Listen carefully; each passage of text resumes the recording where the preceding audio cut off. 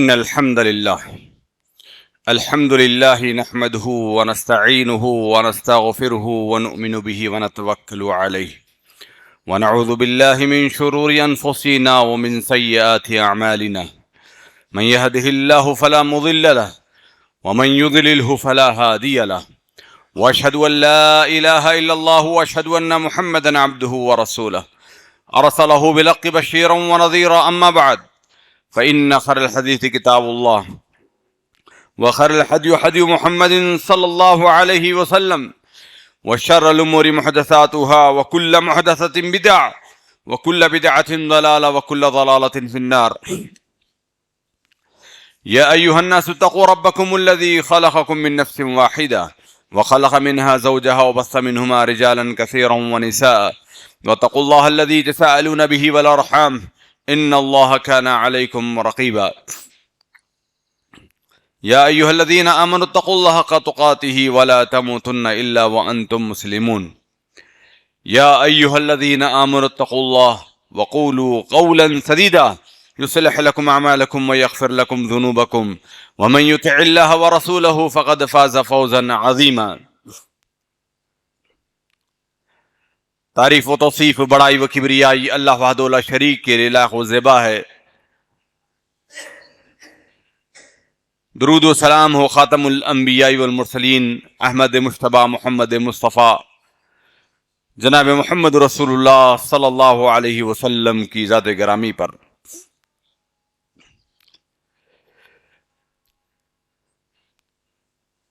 حاضرین جمعہ،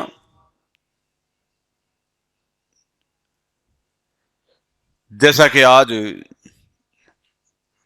ایک اہم موضوع جمعیت کی طرف نے بھی اس کی طرف اشارہ کیا، بالخصوص مسلمانان ہند کے لیے بہت ہی اہم 15 اگست کی آج تاریخ ملک آزادی کا جشن منا رہا ہے. تو اس سے متعلق ایک مسلمان کے لیے کیا چیزیں ضروری ہیں یاد رکھنے کے لیے چند بنیادی اور اہم باتیں آج کے اس خطبہ جمعہ میں پیش کرنے کی کوشش کرتے ہیں. ساتھیوں، آزادی اور اس کی جو ضد ہے وہ غلامی ہے، قید ہے. اسلام نے ہمیشہ آزادی کو ترجیح دی اور اسلام نے ہمیشہ غلامی اور قید کی مخالفت کی. اسی لیے آپ جگہ جگہ شریعت کا مطالعہ کریں گے تو آپ کو پتہ چلے گا کہ اللہ کے رسول اکرم صلی اللہ علیہ وسلم نے غلام آزاد کرنے کی کتنی فضیلتیں بیان کی ہیں.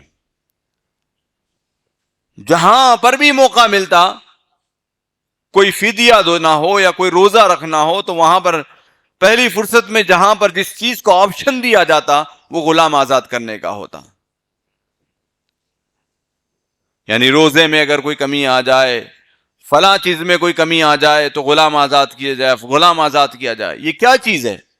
یہ چیز یہ ہے کہ دھیرے دھیرے اسلام نے جو جاہلیت سے غلامی کا تصور جو بیٹھا ہوا تھا، اس غلامی کے تصور کو نکیر کیا. اسلام نے کہا کہ غلامی کا تصور اسلامی تصور نہیں ہو سکتا.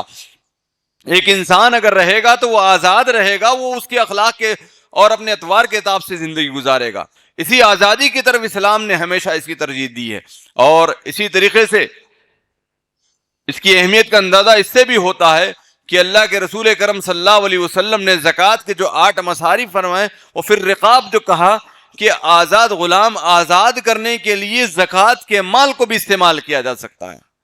یعنی زکوٰۃ کا مال جو اس کے مصارف ہیں، 8 مصارف، وہ بہت ہی اہم ترین ہے. تو اس کا مطلب پتہ چلا کہ آزادی کو اسلام نے کتنی اہمیت دی ہے. ساتھیوں، آزادی ایک بہت ہی اہم ترین چیز ہے. ہر انسان چاہتا ہے کہ وہ آزادی کے ساتھ اپنی زندگی گزارے. کیا کوئی انسان یہ چاہتا ہے کہ اس کو قید کر دیا جائے؟ یہ اس کے لیے ممکن نہیں ہے کہ قید کی زندگی ہو، پریشانیوں کی زندگی ہو. اور اسلام نے بھی اس کی مخالفت کی، اور اسلام نے بھی ہمیشہ آزادی کا سبق دلایا ہے. اور آزادی کے ساتھ ساتھ اپنے وطن سے محبت اور اپنے وطن سے لگاؤ یہ بھی ایک فطری چیز ہے۔ اللہ کے رسول صلی اللہ علیہ وسلم کی وہ بات ہمیں معلوم ہونا چاہیے۔ اللہ کے رسول صلی اللہ علیہ وسلم مکہ المکرمہ کی طرف دیکھتے ہوئے کہتے ہیں کہ اے مکہ، تو روئے زمین کی سب سے اچھی جگہ، اچھا شہر ہے، محبوب شہر ہے۔ اگر مکہ والے اگر مجھے نکالے نہ ہوتے تو میں کبھی اس شہر سے نکلنا گوارا نہیں کرتا۔ یہ وطن سے محبت کا کھلا ثبوت ہے ساتھیو۔ تو ہر ایک کو اپنے وطن سے محبت اور اپنے وطن سے اور اپنے ملک سے محبت ہوتی ہے، اور یہ چیز بجا ہے، شریعت نے اس کی مخالفت نہیں کی ہے، بلکہ اس کی طرف ترجیح دلائی کہ آدمی ایک آزاد سانس لے اور اپنے وطن میں رہے، اور ساری آزادی کے ساتھ ساتھ اپنے دین پر وہ عمل کرتا رہے۔ یہ اس کی بہت ہی بنیادی چیز ہے ساتھیوں۔ ایک وہ ہندوستان ایک آزاد ملک اپنے طور پر، جہاں پر مسلم ہو غیر مسلم ہو، ہر طبقے کے لوگ اپنی آزادی کے ساتھ اپنی زندگی گزار رہے تھے۔ پھر ایک دور آتا ہے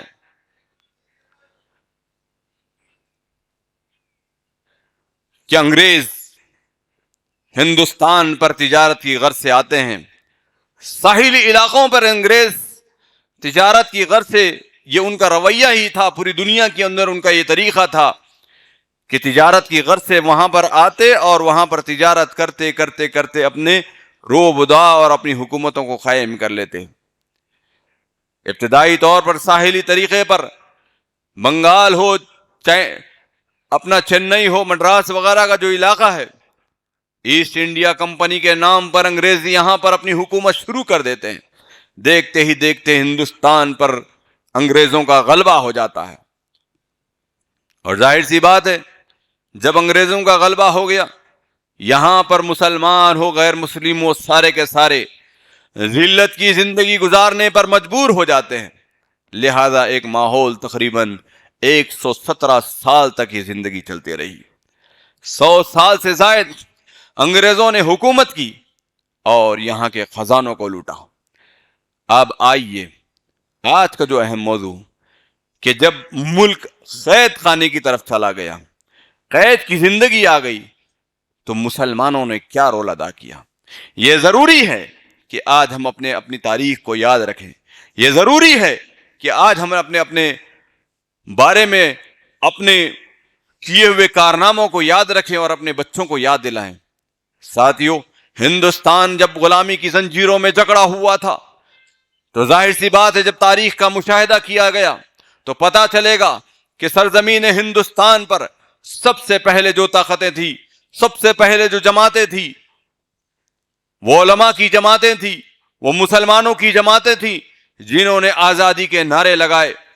جہاں آپ بنگال میں لیجئے نواب سراج الدولہ، جنہوں نے انگریزوں کی خلاف ورزی اور انگریزوں کی حکومت کے خلاف اپنی ایک لہر چلائی، یہاں تک کہ ممکن تھا کہ سارے انگریز بھاگ جاتے، لیکن غداروں کی وجہ سے، جعفر بنگال میر جعفر کی غداری کی وجہ سے نواب سراج الدولہ کو شکست ہوتی ہے اور انگریز وہاں پر اپنا تختہ جماتے ہیں۔ تاریخ شہیدین وہ ہمیں یاد ہونا چاہیے۔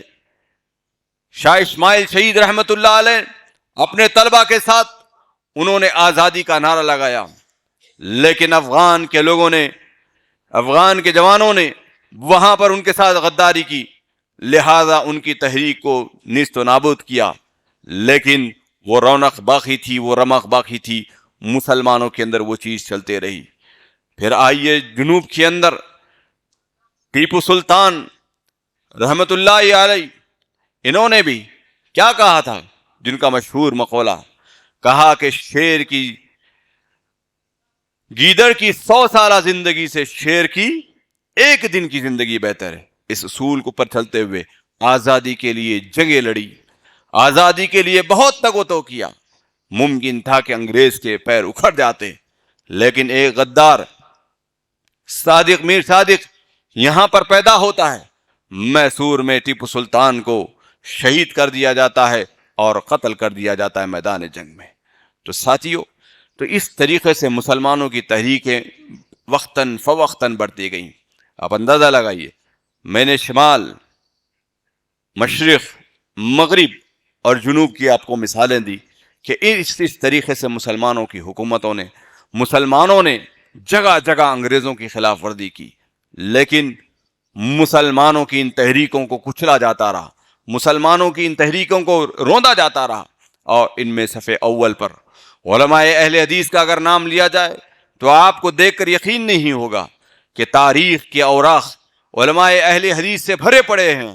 شاہ اسماعیل شہید رحمۃ اللہ علیہ کی بات ہو یا مولانا جعفر تھانسری رحمۃ اللہ علیہ کی بات ہو، یہ وہ علماء اہل حدیث ہیں جنہوں نے اپنے خون اور پسینے سے ہندوستان کی آزادی میں وہ تاریخیں لکھی جو رہتی دنیا تک کے لیے قائم و دائم رہنے والی ہیں۔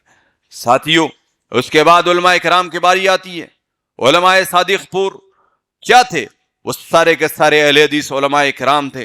ان علماء اہل حدیث علماء صادق پور نے ایک لہر چلائی، مسلمانوں کے اندر ایک روح پھونکی تاکہ انگریزوں کے خلاف ورزی ہو، انگریزوں کے خلاف کام کرنے کا جذبہ چلتا رہا، لیکن جب انگریزوں کی حکومت غالب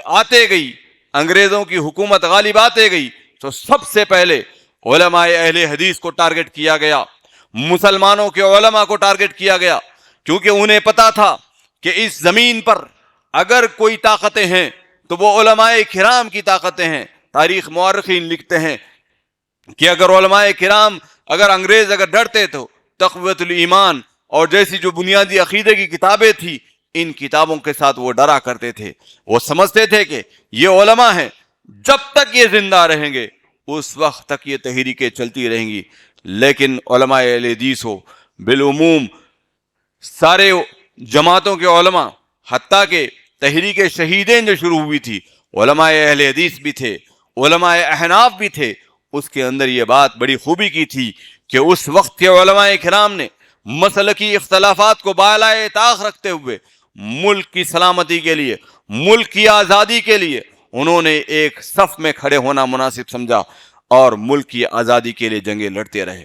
تو ساتھیوں، اس کے بعد جب باری آئی، وہ یاد ہوگا، تاریخ کی کتابیں پڑھیں، معلوم ہوگا تاریخ کی کتابوں کے اندر، ساری کی ساری تاریخ کی کتابوں کے اندر جزیرہ انڈومان، کالا پانی، یہ وہ جھیلیں ہیں، یہ وہ جگہ ہے جہاں پر مسلمانوں کے ساتھ ساتھ بالخصوص علماء کرام کو رکھا گیا، ان کی داڑھیوں کے ساتھ کھیلا گیا اور ان کو اتنی خطرناک جڑوں میں، اور ہر قسم کی، ایک تو جیلر کہتا تھا، مولانا جعفر تھانسری رحمۃ اللہ علیہ کے بارے میں آتا ہے، 1 2 3 بیڑیاں ان کے پاس ڈالی گئیں۔ جیلر کہتا ہے کہ تم نے ایسا کون سا بڑا گناہ کیا ہے، تم نے ایسا کون سا بڑا گناہ کیا ہے، یہ ایک عام جو قاتل ہے اس کو بھی اتنی خطرناک بیڑیاں نہیں ڈالی جاتی کہ تمہیں اٹھنے نہیں آتا ہے، تمہیں چلنے نہیں آتا ہے، تمہیں ٹھہرنے نہیں آتا ہے، تمہیں سونے کے لیے تمہارے پیر سیدھے نہیں ہوتے ہیں، اتنی خطرناک سزا۔ انہوں نے کہا تھا کہ ہم نے آزادی کا جو نعرہ لگایا ہے اسی کی خلافت اور اسی کی سزا کے اندر انگریز حکومت ہمیں یہ سزائیں دے رہی ہیں۔ لہذا ساتھیوں، ان علماء کرام کو مختلف طریقوں سے کھانا بند کیا گیا، پانی بند کیا گیا، جیلوں کے اندر بند کر دیا گیا اور انہیں سولی پر لٹکا دیا گیا، انہیں ان کی فیملی، ان کے بیوی بچوں سے دور کر دیا گیا، مختلف طریقوں سے ستائے گئے۔ مقصد کیا تھا؟ سرزمین ہندوستان کی آزادی مقصد تھی۔ اس آزادی کے لیے ہمارے علماء کرام نے، علماء اہل حدیث نے، نوجوانوں نے، بزرگوں نے مختلف طریقوں سے آزادی آزادی کا نعرہ دیا۔ الحمدللہ یہ سلسلہ چلتا رہا اور مورخین لکھتے ہیں، اور یہ بات ثابت ہونی چاہیے، کیونکہ حکومت چھینی تھی انگریزوں نے، کس سے چھینی تھی؟ مسلمانوں سے چھینی تھی، اور درد کس کو ہونا چاہیے تھا؟ مسلمانوں کو ہی ہونا چاہیے تھا۔ لہذا مسلمانوں نے اس حکومت کو حاصل کرنے کے لیے، اس آزادی کو حاصل کرنے کے لیے مکمل تگودے کی، اس کی آخری کڑی آگے بڑھتی گئی۔ مولانا ابوالکلام آزاد، ان کا بھی اگر تذکرہ ہندوستان کی آزادی میں نہ کیا جائے تو تاریخ مکمل نہیں ہوگی۔ مولانا ابوالکلام آزاد رحمۃ اللہ علیہ، انہوں نے بھی اپنے تقریروں کے ذریعے, اپنے تحریروں کے ذریعے سے وہ اس زمانے میں ایک پیپر نکلتا تھا الہلال نام کا, ساری محلوں کے اندر کیا پورے شہر پورے ملک کے اندر تہلکہ مچ جاتا تھا.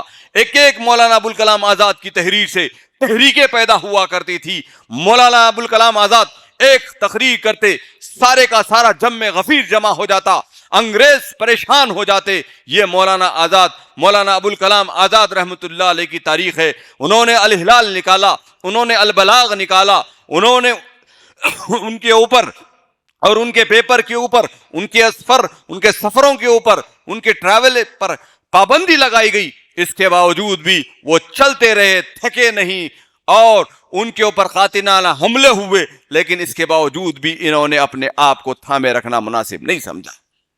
ساتھیوں, مختصر یہ کہ ہندوستان کی آزادی میں مسلمانوں کا لہو, مسلمانوں کا خون اتنا ہے کہ شاید ہی کسی قوم نے اتنی قربانیاں ہندوستان کی آزادی میں دے ہوں. تو ضرورت اس بات کی ہے کہ مسلمان کو چاہیے کہ مسلمان اپنے ماضی کو سمجھے, مسلمان اپنی تاریخ کو یاد رکھیں اور اپنے بچوں کو یاد دلائیں. اور آج اس کے برعکس جب یہ اور بات ہے کہ ہندوستان کی تاریخ میں مسلمانوں کے ساتھ گاندھی نے بھی حصہ لیا, مسلمانوں کے ساتھ دوسرے لوگوں نے بھی حصہ لیا, غیر مسلموں کی تحریکوں نے بھی شامل کیا, ہم اس سے انکار نہیں کر سکتے. لیکن مسلمانوں کا جو پرسنٹیج ہے, مسلمانوں کا جو لیول ہے بہت ہائی ہے. لیکن اس کے باوجود کیا مسلمانوں کو کبھی اس تاریخ میں یاد کیا جاتا ہے؟ مسلمانوں کی اس تحریک میں یاد کیا جاتا ہے؟ مسلمانوں کی تاریخ کو یاد کرایا جاتا ہے؟ اس کے برخلاف آج فاسسٹ طاقتیں, آج میر صادق اور میر جعفر کے جیسے لوگ, غدار لوگ, مسلمانوں کی تاریخ, مسلمانوں کی تحریکوں کو مٹانے کے در پہ ہیں. وہ جان بوجھ کر مسلمانوں کی تاریخ کو فسخ کرنے پر لگے ہوئے ہیں. تو آج وقت اس بات کی ضرورت ہے. اس مختصر سے خطبے میں میں یہ پیغام دینا مناسب سمجھوں گا کہ اے ہندوستانی مسلمانوں, جاگ جاؤ, جاگ جاؤ, اگر نہ سمجھو گے تو مٹ جاؤ گے. اے ہندی مسلمانوں, تمہاری داستان بھی تک نہ ہوگی داستانوں میں. تو لہذا اس بات کی میں آپ لوگوں کو دعوت دیتا ہوں کہ کم از کم اپنی تاریخ کو پڑھیں, اپنی تاریخ کو پڑھائیں. اور اپنے بچے, آج ہمارے بچے اسکولوں میں جاتے ہیں, ان اسکولوں کے اندر انہیں کیا پڑھایا جاتا ہے, ان کے سلیبس کے اندر کیا چیزیں ہو رہی ہیں, کن طرح سے سلیبس کے اندر تبدیلیاں آ رہی ہیں, تاریخ کو کس طریقے سے فسخ کیا جا رہا ہے, تاریخ کو کس طریقے سے مسخ کیا جا رہا ہے, کس طریقے سے تاریخ کو ڈائیورٹ کیا جا رہا ہے, اس کی نشاندہی کرنا, اس کی ہماری ذمہ داری بنتی ہے.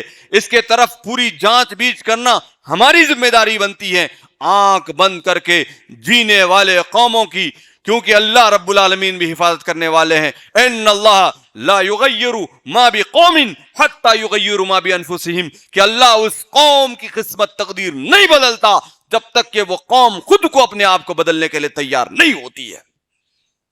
یہ ذمہ داری ہے ہماری. آج یہ نہیں کہ بس ہم اپنے روٹی مکان کی حد تک ہم اپنے آپ کو رہیں, اور طاقتیں, فاشسٹ طاقتیں ہماری تحریک کو, ہمارے نام کو مٹانے کے در پہ ہیں.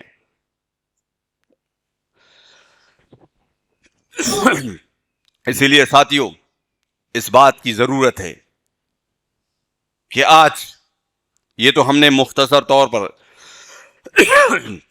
خطبہ مسنونہ کے بعد آزادی کی فضیلت پر احادیث اور شریعت میں کیا آزادی کی فضیلت ہے وہ ہم نے سنا, قید کتنی مصیبت ہے وہ ہم نے سنا, پھر ہندوستان کیسے غلامی کی زنجیروں میں آیا وہ ہم نے سنا.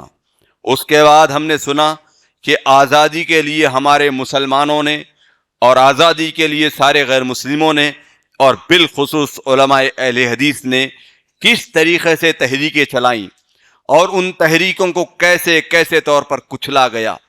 تو یہ ساری چیزیں آج ہمارے سامنے الحمدللہ آئی. لیکن آج ہندوستان کے اندر کیا ماحول پیدا کیا جاتا ہے, آج ہندوستان کے اندر ہمارا ذہن سازی کیسے کی جاتی ہے, ہمارے بچوں کے ساتھ ٹریٹمنٹ کیسے کیا جاتا ہے. جیسے شاعر نے کہا تھا, جب گلستاں کو لہو کی ضرورت پڑی, جب گلستاں کو لہو کی ضرورت پڑی, سب سے پہلے ہماری ہی گردن کٹی, پھر بھی کہتے ہیں ہم سے یہ اہل چمن، یہ چمن ہے ہمارا تمہارا نہیں. یہ والی بات ہو گئی ہے آج کل. تو اس بات کو سمجھنے کی ضرورت ہے کہ آج ہمارے بچے اسکولوں کی نظر ہو رہے ہیں، تو آج ہمارے بچوں کی تعلیم و تربیت کیسے ہو رہی ہے. اور اسی طریقے سے آج ہمیں سمجھنے کی ضرورت ہے کہ آج حالات حاضرہ میں ہمارا جو دستور ہند ہے، جس کے اندر اللہ کے فضل و کرم کے بعد اس دستور کی وجہ سے الحمدللہ ہندوستان میں مسلمانوں کو عبادت کرنے کی، اپنے دینی ایکٹیویٹیز پر مکمل عمل کرنے کی مکمل آزادی موجود ہے. تو ساتھیو، اس دستور کو، اس کانسٹیٹیوشن کو کس طریقے سے ختم کرنے اور تبدیل کرنے کی سازش کی جا رہی ہے، اس کے بھی ہماری ذمہ داری بنتی ہے. کہیں ایسا تو نہیں کہ ہندوستان کے اندر دستور کی ترمیم کے لیے، دستور کو بدلنے کے لیے ہماری شریعت اور ہمارے اوپر بہت سارے قوانین، بہت سارے بل لانے کی کوشش کی جا رہی ہے اور ہم اپنے دال روٹی مکان کی حد تک موجود ہیں. کہیں ایسا تو نہیں ہے کہ غیر مسلموں کی طرف سے، فاسسٹ سازشوں کی طرف سے ہماری آزادی کو ختم کرنے کی مکمل کوشش کی جا رہی ہے. اس کے باوجود ایک جلسہ ہوتا ہے، ایک اجلاس ہوتا ہے، لیکن ہمیں ہمارا بزنس پیارا ہو جاتا ہے. اس موقع پر کہیں ایسی بے حیثیتی تو نہیں ہے ہماری قوم کے اندر. جس شہر کے اندر، جس فیملی کے اندر، جس گھرانے کے اندر، ذمہ داری کے ساتھ کہتا ہوں، سن لیجئے، آنکھ کھول لیجئے وہ یادگیر کے مسلمانوں، اگر ہمارے اندر وہ حس پیدا نہیں ہوگی، وہ اندر شعور پیدا نہیں ہوگا. اللہ کا دستور ہے، اللہ کا قانون ہے، اللہ رب العالمین بھی ایسی قوم کی ساتھ دینے والا نہیں ہے. اسی لیے کبھی ایسا ہوتا ہے کہ دستور کے اوپر آنچ آ رہی ہے، کبھی ایسا ہوتا ہے وقف بل کے ذریعے سے ہمارے اوپر پریشانیاں آ رہی ہیں، کبھی کن کے طریقوں سے آزادی ہوتی ہیں. لیکن مسلمانوں کا، جیسے آپ نے میڈیا میں دیکھا ہوگا، بہت سارے وکیل مسلمانوں کے لیے لڑ رہے ہیں، لیکن انہیں شکایت کیا تھی کہ ہم جب دعوت دیتے ہیں، کوئی پبلک میٹنگ کرتے ہیں، کبھی کوئی احتجاج ہوتا ہے، تو مسلمان اس میں شریک نہیں ہوتے ہیں. پرسنٹیج 10%، 15% کا ہوتا ہے. تو ساتھیوں، یہ کیا مسلمانوں کے لیے بھلائی کی چیز ہے؟ نہیں ہے. اسپیشلی میں تمام اپنے نوجوان ساتھیوں سے میں گزارش کروں گا کہ اے نوجوانوں، ہوش کے ناخن لے لو کہ ابھی بھی، آج بھی گورنمنٹ کے اداروں میں یہ ہمارا حق ہے. ہمارے پرسوں نے، ہمارے آبا و اجداد نے اپنے خون و پسینے سے اس آزادی کو حاصل کیا ہے. کہیں آزادی ہمیں بھیک میں نہیں ملی ہے کہ اس سرزمین کے اندر آپ مشرق سے لے کر مغرب تک، شمال سے لے کر جنوب تک آپ چلے جائیے، کوئی شہر ایسا نہیں ملے گا وہاں پر تاریخ بھی انہوں نے چھوڑی ہے، وہاں پر تحریک بھی انہوں نے شروع کی ہے، وہاں پر انہوں نے اپنا خون اور پسینہ بھی لگایا ہے. کیا نہیں دیا مسلمانوں کی تاریخ نے؟ جس قلعے پر ٹھہر کر تم آج جھنڈا لگا چڑھاتے ہو، وہ مسلمانوں کا دیا ہوا. جس سے تمہاری انکم تاج محل کو لے لو، قطب مینار کو لے لو، بہت سارے کالجز، یونیورسٹیز ہیں، بہت سارے پانی کے ذخائر ہیں جو اس وقت بنائے گئے تھے مسلمان حکومتوں کی طرف سے. یہ سارا کچھ مسلمانوں نے دیا. ٹھیک ہے، ہندوستان کی سرزمین ہے، اس میں جہاں مسلمانوں کا حق ہے، غیر مسلموں کا، ساری برادری کا حق موجود ہے. لیکن یہ ذہن پیدا کرنا، یہ فکر دینے کی کوشش کرنا کہ بھائی یہ مسلمانوں کا حق نہیں ہے، اور مسلمانوں سے وقتاً فوقتاً وفاداری کا پروف مانگا جاتا ہے کہ تم وفادار ہیں یا نہیں ہیں. اس کی چکر میں جانے کی ضرورت بھی نہیں ہے. ہر ایک کو اپنی وفاداری کا سرٹیفکیٹ دینے کی بھی ضرورت نہیں ہے. جہاں پر اللہ نے دیا ہے وہاں، ہاں، ہم یہ کہتے ہیں کہ دستور بنایا گیا ہے. کوئی بھی ملک ہو، کوئی بھی گھر ہو، بنا دستور اور بنا نظام کے چل نہیں سکتا ہے. ہم یہ نہیں کہتے کہ آپ دستور کی خلاف ورزی کرو. جہاں تک ہو سکتا ہے دستور کی پاسداری کی جائے، حکومت کا ساتھ دیا جائے، حکومت کا تعاون کیا جائے. لیکن اس کا یہ مطلب بھی نہیں کہ حکومتوں کی طرف سے ہونے والے جبر و ظلم و ستم کو ہم آنکھ بند کر سہتے رہیں. یہ بھی شریعت نے اس کی اجازت نہیں دی ہے. تو ساتھیوں، تو اس بات کی طرف میں آج اشارہ کرنے کی کوشش کر رہا ہوں کہ آج بہت سارے طریقوں سے مسلمانوں کے حقوق کو چھینا جا رہا ہے. تو ہم یہ ہندوستانی گورنمنٹ سے، ہندوستانی حکومت سے یہ مطالبہ بھی کرتے ہیں کہ مسلمانوں کو جس طریقے سے دوسری کمیونٹی کا حق ہے، مسلم کمیونٹی کا بھی مکمل حق ہندوستان پر ہے، لہذا جس طریقے سے دوسروں کے حقوق کو دیا جاتا ہے اسی طریقے سے مسلم کمیونٹی کے حقوق کو بھی دیا جائے. ہاں، اگر کوئی مسلم کوئی غلط کام کرتا ہے تو وہ تو ہر کمیونٹی میں پائے جاتے ہیں، غلط کام کرنے والے ہر کمیونٹی میں پائے جاتے ہیں. اس کا مطلب یہ نہیں کہ اگر کوئی غیر مسلم، اگر کوئی ہندو اگر کوئی قتل کرتا ہے تو سارے کے سارے غیر مسلم قاتل ہو جائیں، یہ ممکن نہیں ہے. کہیں اگر کوئی ایک مسلم قتل کرتا ہے، قاتل ٹھہرتا ہے، زنا کرتا ہے، تو اس کا مطلب یہ نہیں کہ ساری کی ساری مسلم آبادی زنا کار ہے یا ساری کی ساری مسلم آبادی خطا کار ہے، سارے کے سارے اس میں آ جائیں گے. یہ بھی اس کے اندر شامل نہیں ہے.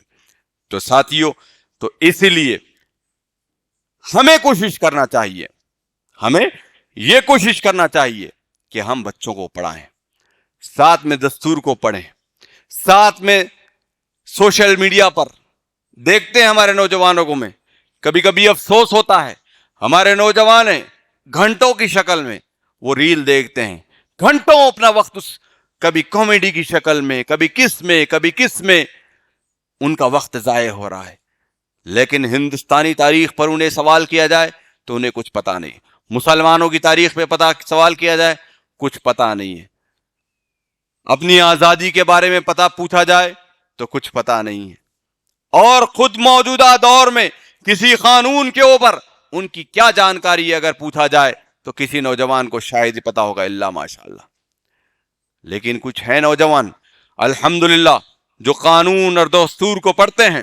تو ایسے نوجوانوں سے ہماری گزارش ہے کہ جو نوجوان ان پڑھ ہیں یا جاہل ہیں یا نادانی کی وجہ سے اپنے ان دستور اور اس قوانین سے ناواقف ہیں، تو ان کی ذمہ داری بنتی ہے کہ وہ اپنے پاس ایک کمیونٹی سینٹر بنائیں یا کسی بھی جگہ پر، ایسی جگہوں پر ایسے قوانین کو دینے کے لیے مسجد کے ذمہ داروں سے بھی گزارش ہے کہ مسجد کی جگہ کو بھی استعمال کیا جا سکتا ہے. یہ نہیں ہے کہ صرف مسلمان مسجد نماز کے لیے ہے، مسلم تعلیم، مسلم معاشی مسائل، معیشی مسائل اور جو بھی مسائل حل کرنے کے لیے ممکن ہو سکتا ہے مسجد کا استعمال ممکن ہے. رہنمائی کرنے کے لیے میں دیکھتا ہوں ایک صاحب میرے پاس آتے ہیں، وہ شکایت کیا ہے ان کی شکایت یہ ہے کہ مولانا صاحب گورنمنٹ کی طرف سے اتنی پالیسیز، اتنی اسکیمیں آتی ہیں، لیکن ہم مسلم محلوں میں جاتے ہیں اس کا 10% بھی مسلم لوگ اس کا فائدہ نہیں اٹھاتے ہیں. 90%، 80% اسکیم مسلمانوں کے لیے لائی جاتی ہے اور وہ ساری کی ساری اسکیمیں واپس ہو جاتی ہیں. یہ کیا وجہ ہے؟ یہ ان پڑھ اور جہالت کی بین ثبوت ہے ساتھیوں. تو اس لیے یہاں پر یہ میری یہ بھی گزارش ہے ان نوجوان ساتھیوں سے جو ان باتوں پر اپنی جانکاری رکھتے ہیں، اصول سمجھتے ہیں، دستور کو سمجھتے ہیں، ایسے نوجوانوں سے میری گزارش ہے کہ وہ آگے آئیں، آگے آ کر مسجد کے ذمہ داروں سے ربط کریں یا جماعت کے ذمہ داروں سے ربط کریں اور مسلمانوں کے اندر شعور پیدا کرنے کی ایک مہم چلائیں کہ آج مسلمان کے لیے کس چیز کی ضرورت ہے، وہ کیسے بنے گا.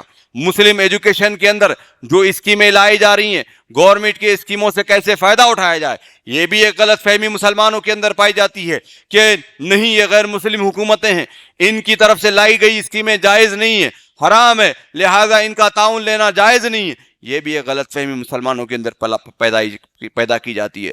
ساتھیو، یہ بھی آپ واضح کر لیں، جو بھی مسلمان گورنمنٹ کی طرف سے دینا ہوا تعاون، جو بھی تعاون اگر گورنمنٹ کی طرف سے دیا جا رہا ہے، پالیسی کی شکل میں دیا جا رہا ہے، وہ سارے پالیسیز کو اختیار کرنا، اس کو استعمال کرنا مسلمان کے لیے جائز ہے.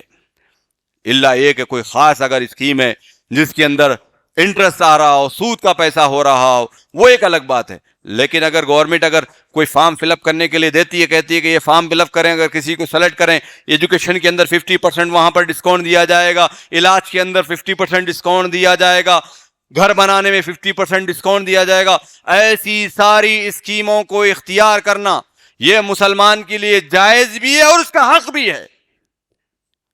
کیونکہ کوئی یہ بھیک نہیں ہے، کہیں اور سے لا کر نہیں دیتی ہیں گورنمنٹیں، ہمارے ہی ٹیکس کا پیسہ جمع کر کے ہمیں ہی دیا جاتا ہے.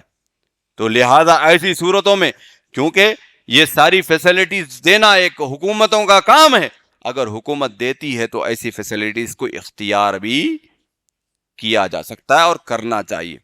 تو آج کے خطبے کا جو میرا خلاصہ ہے کہ آزادی بہت بڑی نعمت ہے، اللہ رب العالمین نے الحمدللہ ہمیں آزاد ملک میں رکھا ہے. تو اس آزادی کے ساتھ ساتھ یہ آزادی ایسی مفت میں نہیں آئی ہے، بلکہ مسلمانوں نے اپنا خون پسینہ لگا کر، اپنی جانیں قربان کر کر مسلمانوں نے اس آزادی کو حاصل کیا ہے. تو جہاں پر دوسری کمیونٹی کا حق اس دیش پر ہے، اس ملک میں ہے، وہیں پر مسلم کمیونٹی کا بھی حق موجود ہے. اب میری تیسری بات کیا تھی؟ میری تیسری بات یہ تھی کہ مسلمانوں کے جو تاریخ ہے اس کو فسخ کرنے کی کوشش کی جا رہی ہے، مٹانے کی کوشش کی جا رہی ہے. اورنگزیب کا نام مٹایا جائے گا، ٹیپو سلطان کا نام مٹایا جائے گا، فلاں فلاں بادشاہ کا نام مٹایا جائے گا. یہ تاریخ مٹانے کی سازش ہے. تو اس سازش کو سمجھنا بھی ہمارے لیے ضروری ہے کہ ہم اس سازش کو سمجھیں، خود بھی سمجھیں اور اپنے بچوں کو بھی سمجھائیں. اور مسلم معاشرے کے اندر کہیں پر بھی اگر اس طریقے کا معاملہ ہو رہا ہے تو خود اٹھ کر کھڑے ہوں گے اور اپنے دوست و احباب کے ساتھ ایسے جلسے جلوس میں جانے کی پوری کوشش کریں. اللہ کہ کوئی مجبوری ہو تو الگ بات ہے، لیکن آگے بڑھ کر اس کی مخالفت کرنا ہماری ذمہ داری ہے. اور چوتھی چیز میں نے بتائی کہ اگر ہم ہندوستانی ہوتے ہوئے حکومتی سطح پر اگر کوئی اسکیمیں آتی ہیں، کوئی تعاون کرتی ہے گورنمنٹ، کوئی ہیلپ کرتی ہے گورنمنٹ، تو ایسی اسکیموں کو اختیار بھی کیا جا سکتا ہے اور مسلمان کے لیے یہ چیز جائز ہے. یہ میری بنیادی 4 باتیں تھی، امید کہ سمجھ میں آ گئی ہوگی. اللہ رب العالمین سے دعا ہے کہ اللہ رب العالمین آزاد ہندوستان کو ہمیشہ آزاد رکھے. اللہ رب العالمین یہاں پر ہر کمیونٹی کو اپنے طور پر اللہ تعالیٰ زندگی گزارنے کی توفیق عطا فرمائے. اللہ رب العالمین مسلمانوں کے حقوق کو پائیدار رکھے. اللہ رب العالمین نظر شریروں کے شر سے بچائے. اللہ رب العالمین جن لوگوں نے فتنہ کرتے فتنہ فروری سے اللہ رب العالمین بچائے. اللہ رب العالمین ملک کو امن و سلامتی کا گہوارہ بنائے. اللہ رب العالمین جو بھی طاقتیں ہمارے ہندوستان کے خلاف اٹھتی ہیں، اللہ اس طاقتوں کو ان کے خلاف کر دے. اللہ رب العالمین ملک میں امن و سلامتی قائم فرما دے. اللہ رب العالمین ملک کی معیشی اللہ ہر قسم کو ہندوستان کی ترقی عطا فرمائے. اللہ رب العالمین ہمارے ملک کو اور پھولتا پھلتا بنا دے. اللہ رب العالمین یہاں پر جو بھی طاقتیں نفرتیں پیدا کرنے کی کوشش کر رہی ہیں، اللہ ان کی نفرتوں کو ان کی طرف ہی پھیر دے. اللہ یہاں پہ مسلم ہو، غیر مسلم ہو، ہندو، مسلمان، سکھ، عیسائی، جو بھی کمیونٹی رہتی ہیں، سب کو بھائی چارگی کے ساتھ رہنے کی اللہ تعالیٰ توفیق عطا فرمائے. اللہ تعالیٰ ہم تمام میں جو پریشان حال ہیں ان کی پریشانیوں کو دور فرما دے. جو قرض دار ہیں ان کے قرض کا انتظام فرما دے. جو بے روزگار ہیں اللہ روزی کا انتظام فرما دے. اللہ رب العالمین جہاں جہاں پر جن کی جو جائز دعائیں ہیں، اللہ تمام کی جائز دعاؤں کو اللہ تعالیٰ قبول اور منظور فرما دے. اللہ رب العالمین ایک بنائے، نیک بنائے. اللہ ہم تمام کا خاتمہ بالخیر ایمان فرمائے. سبحان ربک رب العزت عما یصفون وسلام علی المرسلین والحمد للہ رب العالمین. مضل له ومن يضلل فلا هادي له واشهد ان لا اله الا الله واشهد ان محمدا عبده ورسوله ارسله بالحق بشيرا ونذيرا. اما بعد فان خير الحديث كتاب الله وخير الهدي هدي محمد صلى الله عليه وسلم وشر الامور محدثاتها وكل محدثة بدعة وكل بدعة ضلالة وكل ضلالة في النار. ان الله وملائكته يصلون على النبي يا ايها الذين امنوا صلوا عليه وسلموا تسليما. اللهم صل على محمد وعلى ال محمد كما صليت على ابراهيم وعلى ال ابراهيم انك حميد مجيد. اللهم بارك على محمد وعلى ال محمد كما باركت على ابراهيم وعلى ال ابراهيم انك حميد مجيد. وصل على جميع الانبياء والمرسلين والخلفاء الراشدين ومن تبعهم باحسان الى يوم الدين. عباد الله رحمني ورحمكم الله. ان الله يأمر بالعدل والاحسان وإيتاء ذي القربى وينهى عن الفحشاء والمنكر والبغي يعظكم لعلكم تذكرون. وذكروا الله يذكركم وادعوه يستجب لكم ولذكر الله تعالى أعلى وأولى وأزكى وجلوى وأتم وأكبر.